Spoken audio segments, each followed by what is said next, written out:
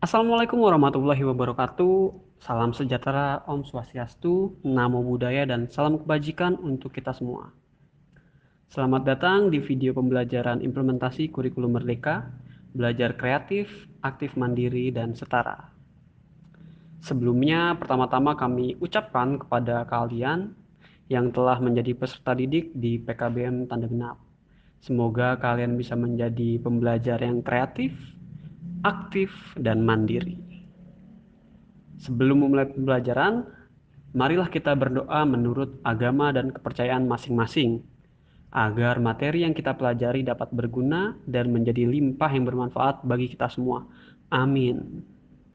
Pelajaran kita hari ini adalah informatika dengan tema interaksi manusia dan komputer, setara dengan kelas 10 SMA. Dunia Artificial Intelligence atau AI tak henti-hentinya memberi gebrakan baru. Gebrakan kali ini datang dari dunia broadcasting. Pada tanggal 21 April 2023, TV One menghadirkan 3 presenter AI terbaru mereka sebagai pembawa acara. 3 presenter itu ialah Nadira yang mengenakan jilbab coklat, lalu ada Sasha dengan rambut lurus sebahu, serta Bomi dengan rambut keriting. Hadirnya presenter berita virtual itu resmi menandakan sentuhan kecerdasan buatan atau AI yang kini telah merambah ke dunia pers tanah air. Pertanyaannya, haruskah manusia berinteraksi dengan komputer? Lalu bagaimana bentuk interaksi manusia dengan komputer? Nah, pada eksplorasi konsep yang pertama, kita akan mempelajari tentang definisi interaksi manusia dan komputer terlebih dahulu. Ya, oke. Interaksi manusia dan komputer atau yang biasa disebut dengan IMK adalah bidang studi yang mempelajari hubungan antara manusia dan komputer serta cara mereka berinteraksi. Ruang lingkup IMK mencakup berbagai aspek termasuk antarmuka pengguna, desain interaksi, evaluasi pengalaman pengguna, dan faktor-faktor manusia yang mempengaruhi interaksi tersebut. Lalu, apa peran penting IMK dalam pengembangan sistem komputer? Nah, IMK memainkan peran penting dalam pengembangan sistem komputer dengan fokus pada pengalaman pengguna yang baik. Dalam pengembangan sistem komputer, IMK membantu mendesain antarmuka atau UI yang intuitif, efisien, dan menyenangkan untuk digunakan. Dengan memahami kebutuhan dan preferensi pengguna, IMK dapat meningkatkan kualitas sistem komputer, memastikan kesesuaian antara manusia dan komputer, serta meningkatkan produktivitas dan kepuasan pengguna. Lalu apa sajakah prinsip-prinsip desain antarmuka pengguna atau user interface? Prinsip-prinsip desain user interface adalah panduan yang membantu pengembang dalam merancang user interface yang baik. Beberapa prinsip yang masih relevan adalah satu, kesederhanaan. User interface harus mudah dipahami dan digunakan tanpa kebingungan yang berlebihan. Yang kedua, konsistensi. User interface harus konsisten dalam hal tata letak, simbol, dan interaksi, sehingga pengguna dapat dengan mudah memahami dan menggunakan fungsionalitas yang serupa. Yang ketiga, keluasan. User interface harus memberikan fleksibilitas bagi pengguna, memungkinkan mereka untuk menyesuaikan pengaturan dan preferensi sesuai dengan kebutuhan mereka. Yang keempat, umpan balik. User interface harus memberikan umpan balik yang jelas dan informatif kepada pengguna tentang tindakan yang dilakukan, status sistem, dan hasil dari interaksi mereka. Selanjutnya, ada etika dalam interaksi manusia dan komputer. Di dalam interaksi manusia dan komputer juga terdapat etika yang berkaitan dengan pertimbangan moral dalam merancang dan menggunakan sistem komputer. Nah, berikut ini beberapa isu etika yang perlu dipertimbangkan dalam interaksi manusia dan komputer. Yang satu ada privasi dan keamanan data. Pengumpulan dan penggunaan data pengguna harus dilakukan dengan menjaga privasi dan keamanan mereka. Yang kedua, kesetaraan dan aksesibilitas. User interface harus dirancang untuk dapat diakses oleh semua pengguna, termasuk mereka dengan kebutuhan khusus. Yang ketiga, ketergantungan teknologi. IMK juga berkaitan dengan dampak sosial dan psikologis penggunaan komputer yang berlebihan atau ketergantungan pada teknologi. Memahami dan menerapkan prinsip-prinsip etika dalam IMK sangat penting untuk memastikan interaksi manusia dan komputer yang bertanggung jawab dan menghormati pengguna serta masyarakat secara umum. Nah, setelah mengetahui konsep dasar interaksi manusia dan komputer, para peserta didik dipersilakan untuk membuat kelompok yang berisikan minimal 3 anggota untuk kembali menelaah tentang definisi IMK, peran penting IMK, prinsip-prinsip IMK, dan etika dalam IMK, yang kemudian bisa kalian simpulkan menjadi sebuah kalimat penjelasan yang singkat dan bisa kalian presentasikan.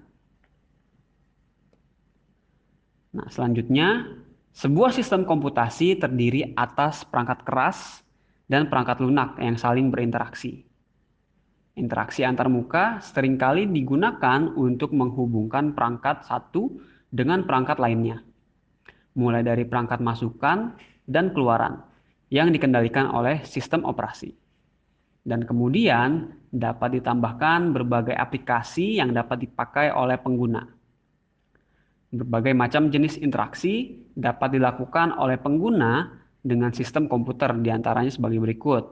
Perangkat keras interaktif, seperti contohnya itu mouse, keyboard, atau touchscreen. Ya. Nah, perangkat keras interaktif adalah komponen fisik yang digunakan oleh pengguna untuk berinteraksi dengan sistem komputer. Ya, beberapa contoh perangkat keras interaktif meliputi tadi ya. Ada mouse yang bisa kita gunakan untuk menggerakkan kursor ya di layar monitor dan memilih objek.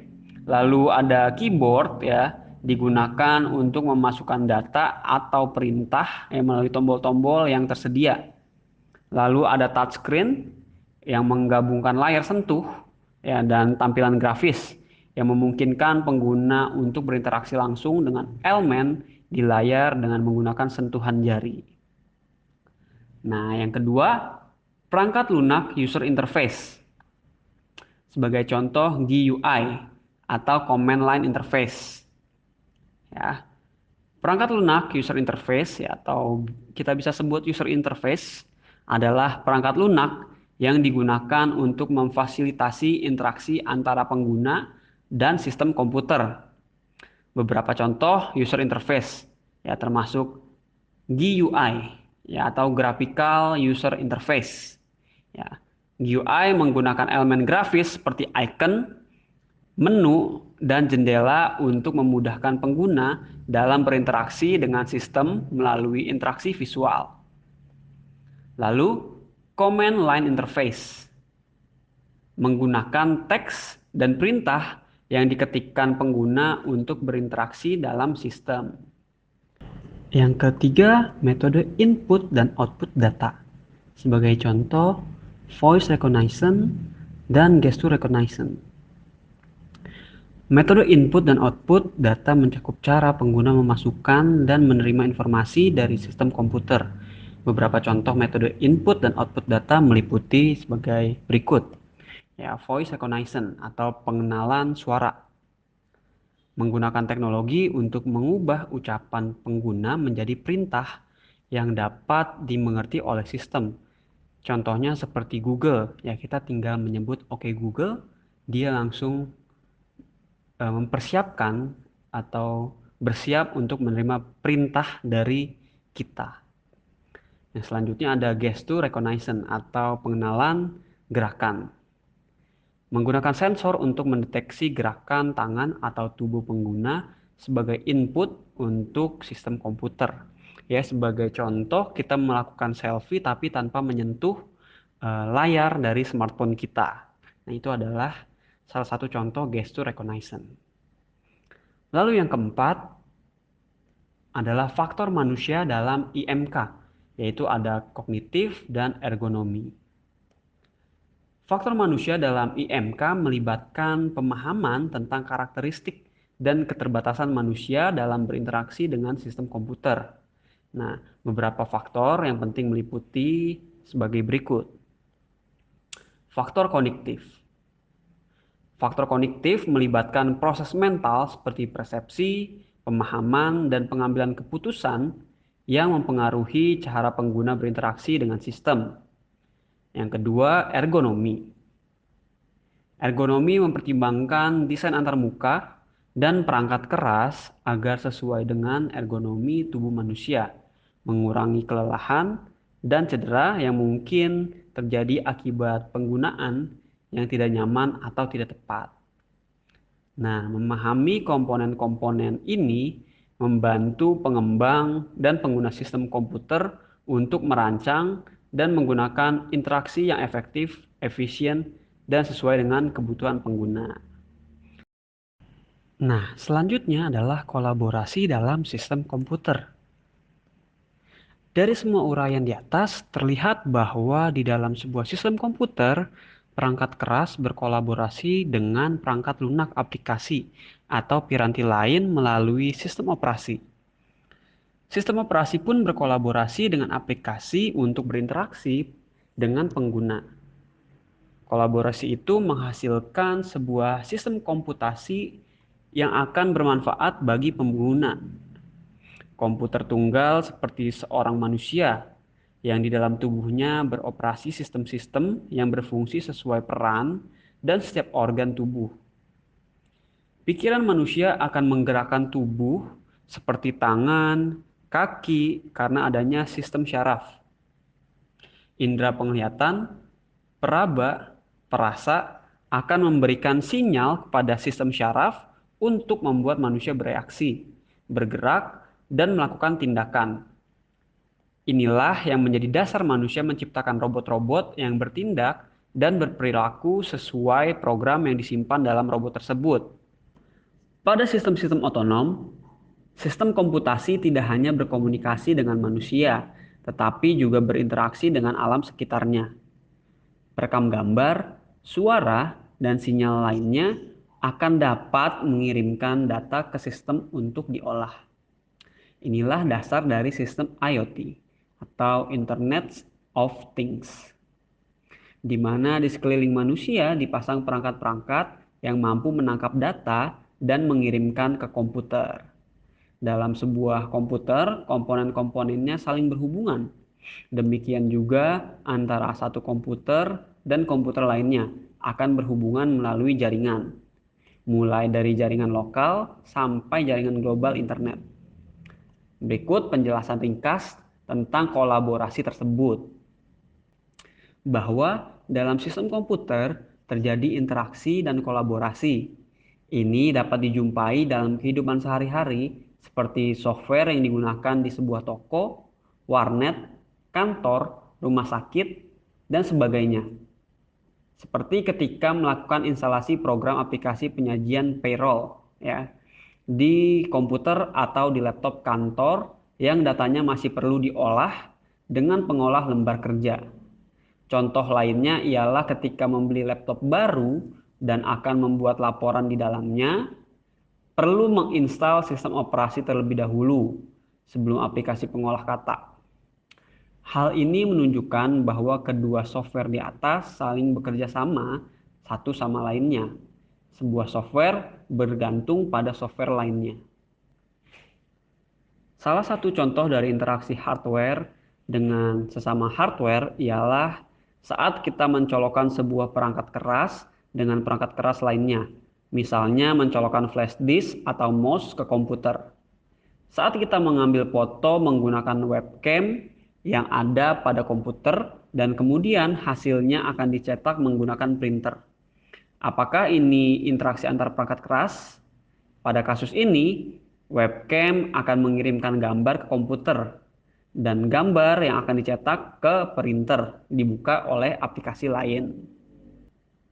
Interaksi webcam dan memori komputer dilakukan melalui sistem operasi yang dijalankan pada komputer.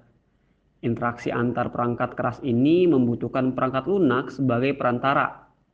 Interaksi antar muka hardware dan software terlihat sedikit lebih rumit karena software harus dirancang dan dibuat agar dapat mengenali atau dikenali oleh hardware. Contohnya, sebelum menggunakan printer, biasanya pengguna akan memasang sebuah program yang disebut driver agar komputer dapat untuk mengenali printer. Driver pada komputer adalah komponen sistem software yang berfungsi sebagai perangkat komunikasi antara sistem operasi dan hardware. Driver menggunakan kode biner untuk merintah hardware melakukan perintah yang diberikan oleh sistem operasi dan mengambil data yang dikirimkan oleh hardware. Begitu juga selanjutnya, sistem operasi memberikan data ke printer agar printer bekerja mencetak dokumen. Program yang akan dipasang ialah termasuk software dan printer yang dihubungkan dengan komputer atau laptop sebagai hardware. Dapat disimpulkan telah terjadi hubungan yang memerlukan antarmuka antara software, komputer, laptop, dan pengguna. Selanjutnya, kita akan memasuki penjelasan tentang aksi nyata antara interaksi manusia dan komputer. Implementasi interaksi manusia dan komputer dapat ditemukan dalam berbagai aspek kehidupan sehari-hari. Berikut adalah beberapa contoh implementasi IMK dalam kehidupan sehari-hari. Yang pertama, ada komunikasi dan media sosial. Aplikasi pesan instan seperti WhatsApp, Facebook Messenger, atau Line itu menggunakan user interface yang memungkinkan pengguna untuk berinteraksi dengan teman dan keluarga melalui teks, suara, dan video.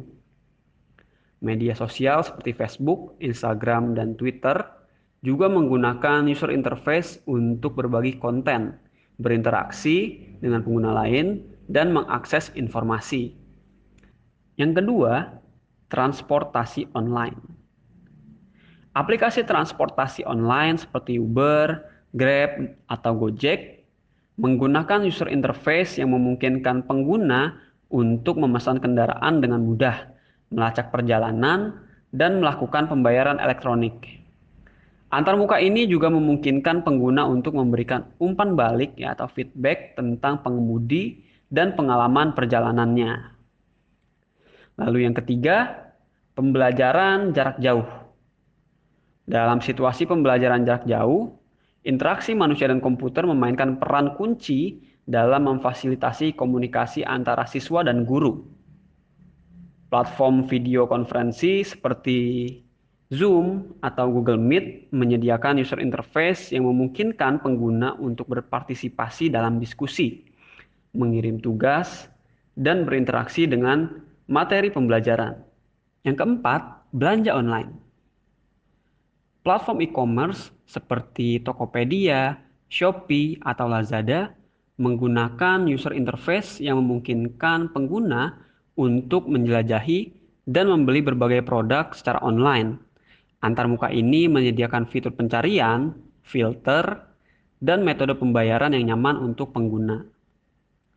Lalu yang kelima, pemesanan makanan.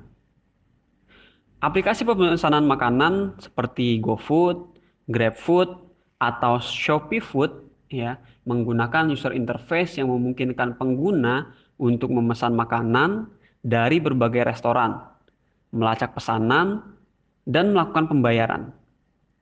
Pengguna juga dapat memberikan ulasan dan umpan balik tentang pengalaman pesanan mereka. Dalam kehidupan sehari-hari, IMK telah menjadi bagian yang tidak terpisahkan dalam berbagai aktivitas dan interaksi dengan teknologi.